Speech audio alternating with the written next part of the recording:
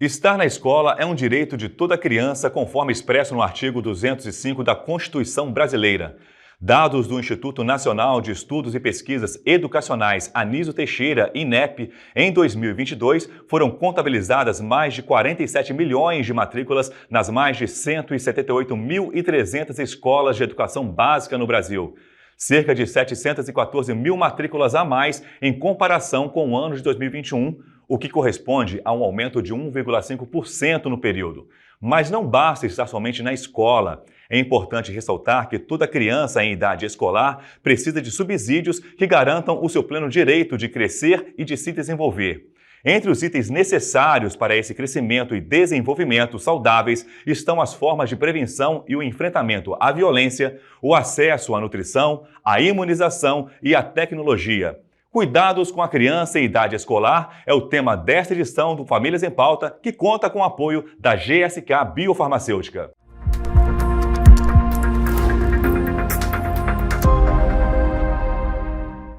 Olá pessoal, conosco estão 4 integrantes do Departamento Científico de Saúde Escolar da Sociedade Brasileira de Pediatria, o presidente do Departamento Científico, Dr. Abelardo Bastos Pinto Júnior. Dr. Abelardo, seja bem-vindo. Bom dia a todos, um prazer estar aqui. Obrigado. Também conosco está o secretário do departamento, o Dr. Joel Bressa da Cunha. Obrigado pela sua participação, doutor. Obrigado, cumprimento a todos. É um prazer participar de novo do programa Famílias em Pauta. Obrigado. Também conosco a doutora Gabriela. Doutora Gabriela Nascimento Marques, muito obrigado pela sua presença, doutora Gabriela. Olá, obrigada pelo convite, um prazer estar aqui. E também conosco o doutor Fausto Flor Carvalho, seja bem-vindo também. Olá a todos, é uma ótima oportunidade de estar aqui compartilhando conhecimento com as famílias, com os pediatras e com os colegas aqui que estão conosco. Obrigado. Muito obrigado. Para começar, a primeira pergunta eu faço para o doutor Abelardo. Doutor Abelardo, quais prejuízos o bullying pode causar à saúde mental da criança em idade escolar? O bullying é uma das piores experiências da infância. Deixa as crianças extremamente inseguras, como se fossem sofrer a qualquer momento. Os prejuízos mentais ocorrem numa escala ascendente, com consequências. Nas crianças menores, estas se retraem, dificultando a interação com outros coleguinhas. Nas maiores, a queda do rendimento escolar, medo de ir à escola, somatização, sintomas digestivos e gastrointestinais, dores vagas ou crônicas, incontinência urinária, dores de cabeça, palpitações, tonteiras, irritabilidade ou apatia, ansiedade, falta de vontade de estudar, insônia, anorexia, autoagressão, principalmente nas meninas, pedidos para não ir à aula ou mudar de escola, depressão, isolamento, baixa autoestima e ideações suicidas. Tem papel relevante nos casos de evasão escolar, sendo uma causa importante no futuro, especialmente nos meninos com envolvimento em violência, uso e dependência de álcool e drogas. A família deve estar atenta e participante, já que somente 20% busca ajuda de um adulto, observando os sinais descritos, além dos sinais físicos, tipo machucados inexplicados e material escolar perdido ou danificado. Pergunta agora ao Dr. Joel, por que é importante que toda criança em idade escolar esteja com a caderneta de vacinação em dia? Bom, porque as vacinas protegem contra as doenças graves e ninguém quer ter doenças graves. A ciência e a medicina, com as vacinas, conseguiram enormes avanços para a qualidade de vida de toda a população. Não ter essas doenças significa poder frequentar as aulas, estar bem disposto para todos os aprendizados e não ter as sequelas que as doenças podem trazer, que às vezes prejudicam muito todo o desenvolvimento futuro, tanto na escola quanto na vida. Eu estou falando de sequelas físicas, neurológicas, de audição, de visão, deficiência intelectual, inclusive. Além disso, a escola é um espaço coletivo, que pode receber vírus e bactérias mais perigosos, e a pessoa vacinada fica mais protegida de um possível contágio quanto mais pessoas vacinadas, melhor. Isso tudo ajuda a proteger o grupo da disseminação de doenças. Inclusive, em muitos casos, evita levar para casa esses agentes causadores de doença, protegendo por tabela os familiares, principalmente irmãos menores e pessoas idosas. Então, estar com a vacinação em dia é uma garantia de proteção individual e coletiva. E para a escola, conhecer a situação vacinal é muito importante para a prevenção e para o manejo de doenças no ambiente escolar. Obrigado, doutor Joel. Eu pergunto agora para a doutora Gabriela. Como deve ser o cardápio nas escolas que oferecem alimentação à criança com idade escolar? Ótimo. A alimentação da escola, ela deve seguir o que é recomendado para a alimentação infantil. Então, a partir até os 6 meses, o que é o mais importante é o aleitamento materno. Então, a escola tem que ser uma fonte de proteção e promoção desse aleitamento materno também. E como que a escola faz isso? Então, desde o ato da matrícula, ela tem que incentivar a mãe a apresentar o que a escola tem de proposta para a proteção do aleitamento materno, incentivar a manter o aleitamento materno, orientar a ordenha, como que armazena o leite materno, entrega na escola, ter um cantinho para a mãe amamentar na escola também é super importante. Depois dos 6 meses, começa a introdução alimentar, então é importante dar preferência à fruta do que ao suco, e a alimentação, quando é refeição na escola, tem que estar presente os 5 grupos alimentares. Então, carboidrato, proteína, leguminosa, legume e verdura, só mudando a consistência ao longo do tempo. E se for levar lancheira, o importante é que a lancheira seja saudável, com a presença de um carboidrato, então pode ser um pão, um bolo caseiro, uma panqueca, uma proteína, como leite e derivados, uma fruta e uma bebida, de preferência a água. Então, o preferencial é dar preferência, né, para as frutas e não para alimentos industrializados, ultraprocessados. E se puder engajar as crianças no preparo, é ainda melhor. Além de aprender a cozinhar, a criança ainda leva uma memória afetiva para a escola. Tá joia. Obrigado pela orientação, doutora. Doutor Fausto, a próxima pergunta agora é para o senhor. Como que o uso de telas prejudica a aprendizagem? O uso de telas pode prejudicar bastante a aprendizagem, porque nós fomos criados, né? Nós somos seres que vão evoluindo, né? A criança, a bebezinha, ela tem as suas necessidades cognitivas e muito desse desenvolvimento é feito a partir do contato do pai, da mãe com o bebê, né? A gente aprende a interpretar os sinais do desenvolvimento a partir das expressões faciais do pai, da mãe. Então, esse contato ser humano, contato visual, contato tátil, né, pelo abraço, pelo afeto, isso é muito fundamental para o desenvolvimento da criança. No ambiente escolar, a gente tem que seguir as mesmas recomendações que a Sociedade Brasileira de Pediatria coloca em relação às faixas etárias. Até 2 anos de idade, nada de exposição à tela, nem 1 minuto, nem 1 segundo, né? De 2 anos aos 5 anos, no máximo 1 hora de exposição, né, da criança a telas durante as 24 horas. E a partir disso, no máximo 2 horas, e sempre com supervisão.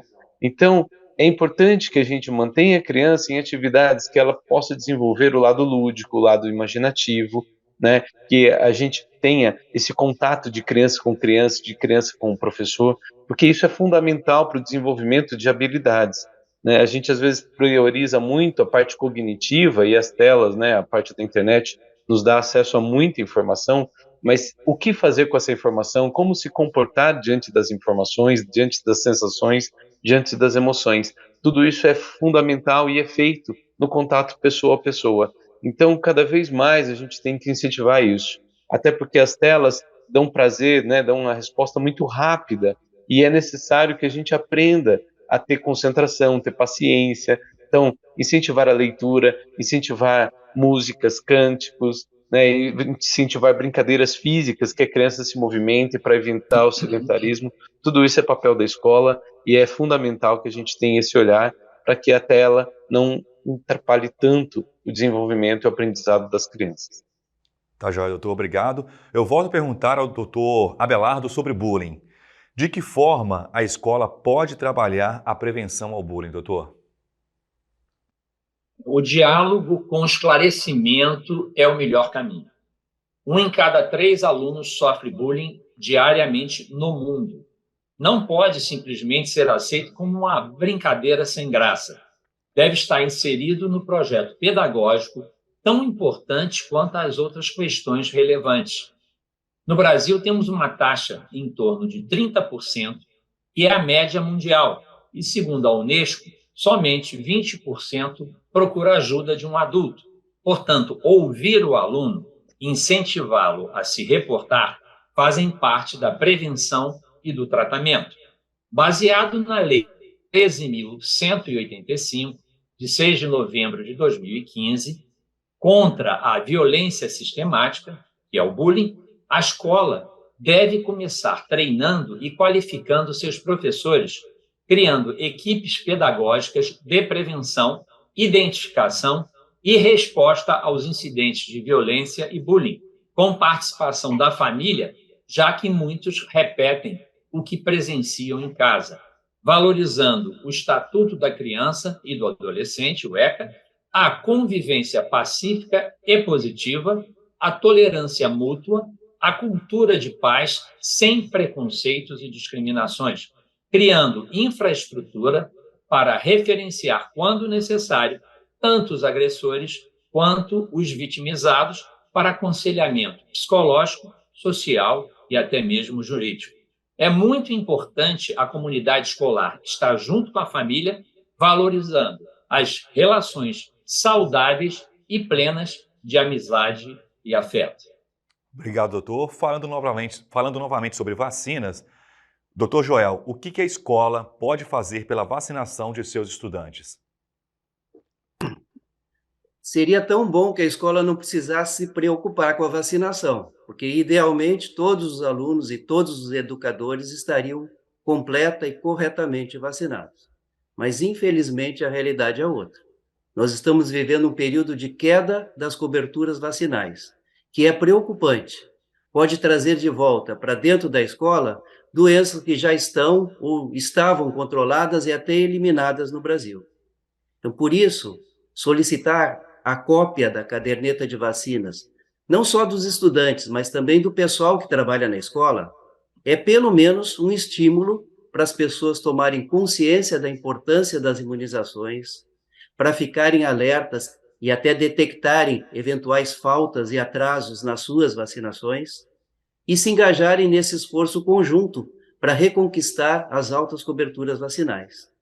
A escola pode também usar o tema das imunizações para os seus projetos pedagógicos, divulgando conhecimento, e da mesma forma, tanto para os estudantes quanto para familiares e educadores, usar esse tema nas reuniões temáticas que a escola tem com todos. Então, é um trabalho que a escola pode orientar para benefício coletivo, o potencial de prevenir doenças graves e os seus transtornos dentro do ambiente escolar. Obrigado, doutor Joel. Continuando sobre a questão da nutrição, eu pergunto para a doutora Gabriela, qual a importância, doutora, da escola na promoção da educação alimentar e nutricional? A escola é um espaço potente para a educação em saúde. E quando a gente fala de educação alimentar, melhor ainda, que a gente consegue trabalhar a educação alimentar e nutricional em todas as fases da escola, desde a educação infantil, fundamental, ensino médio. Podemos incentivar a formação de hortas nas escolas. Caso não tenha espaço, a gente pode orientar hortas verticais ou vasinhos que as crianças cultivem e aprendam, né, a importância de você cuidar das plantas e saber se alimentar. Pode ser incentivado a formação de grupo de pais e grupo de crianças para discussão desses assuntos. Saída pedagógica, ir para feira, ir para mercado, orientar como fazer uma compra consciente e saudável, orientar como ler rótulos, super importante a leitura de rótulos para a gente conseguir comprar alimentos mais saudáveis, orientar sobre fazer apresentações, e incluir no contexto pedagógico os temas de educação em saúde. Fundamental e super legal de fazer nas escolas. Obrigado, doutora. Voltando a falar sobre o uso de telas, a última pergunta eu faço para o doutor Fausto. Qual o papel da escola na dosagem do uso de telas por crianças em idade escolar? É fundamental o papel da escola, né? Uma vez que a gente sabe que o aluno deve no máximo, aí, um aluno da idade escolar, né, a partir de 6 anos, ter 2 horas de contato com a tela, é interessantíssimo a gente conversar com o aluno, explicar a importância dele sair do meio, né, da internet, não ficar preso àquilo, e usar com muita parcimônia as telas dentro da sala de aula, né? Você pode utilizar a tela em situações de um aprendizado mais complexo, né, de uma situação que você precisa de modelos que o modelo físico do quadro, da lousa, né, do giz não dá conta, que a gente precisa de alguma coisa tridimensional, por exemplo, mas é importante que a escola converse com os pais dos seus alunos para que eles também tenham essa consciência, né, que não basta você entregar o celular na mão do aluno e está tudo bem. Uma vez que pela internet você tem acesso a muita coisa, né, e para os nativos digitais, que é o caso dos nossos alunos, eles conseguem acessar coisas que a geração, né, anterior, como a minha, não tem tanta habilidade. Então é importantíssimo que os pais conversem com os professores, professores com os pais, a escola tem esse contato, justamente para poder orientar um bom uso da internet. Porque, afinal de contas, a internet facilitou muita coisa para nós, né, o acesso a telas traz o mundo na nossa palma da mão, porém, ele também potencializa questão de violência, né, de bullying, o cyberbullying, né, e tantas outras coisas, como a gente tem visto aí com as violências nas escolas, com episódios tão drásticos de pessoas que se sentem motivadas de fazer um atentado na escola por conta de grupos em redes sociais que os apoiam. Então é fundamental que a escola tenha esse diálogo com a família e que tenha esse papel educador mesmo da criança para o uso adequado das telas. Obrigado, doutor Fausto. Estamos chegando ao final dessa edição do Famílias em Pauta. Agradecer ao doutor Abelardo pela participação. Prazer. Foi um Também ao doutor prazer Joel. estar aqui com vocês. Eu Obrigado. também agradeço, foi um prazer participar. Doutora Gabriela, obrigado também pela participação. Obrigada. E também o doutor Fausto também por participar conosco aqui. Eu que agradeço e estamos à disposição aí para mais oportunidades. Tá joia, gente. Obrigado. Até a próxima. Lá no site Pediatria para Famílias da Sociedade Brasileira de Pediatria, você encontra diversos conteúdos científicos de qualidade com linguagem acessível a todos. Acesse esse endereço que aparece aí no seu vídeo. E se restarem dúvidas sobre o tema de hoje, ou se quiser sugerir uma pauta para nós, mande um e-mail famíliasempauta@sbp.com.br famíliasempauta@sbp.com.br. Compartilhe nossos programas para a sua rede de contatos e nos ajude a alcançar o maior número possível de pessoas. A gente se encontra em nossa próxima edição. Até lá!